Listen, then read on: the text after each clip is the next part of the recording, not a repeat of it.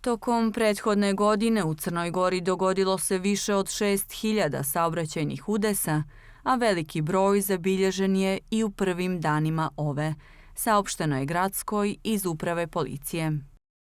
Od početka 2025. godine do današnjeg dana dogodilo se ukupno 139 saobraćajnih nezgoda u kojima je 15 lica zadobilo teške, 37 lica lake tjelesne povrede, dok su 2 lica smrtno stradala.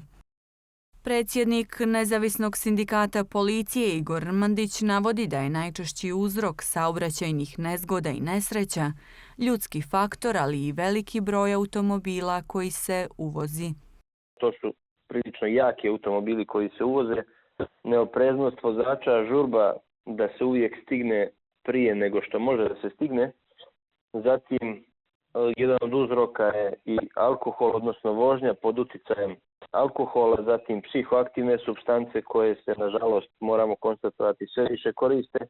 Rmandić predlaže nekoliko rješenja, pored ostalog povećanje saobraćajnih patrola i uvođenje radara koji bi bilježili sve prekršaje. Ali da se ne uvode na crnogorski način, odnosno da ne postoje više kumovi, drugovi, prijatelji kojima bi se kazne opraštale, već da bi svi bili sankcionisani jednako i prema prekršaju koji počine.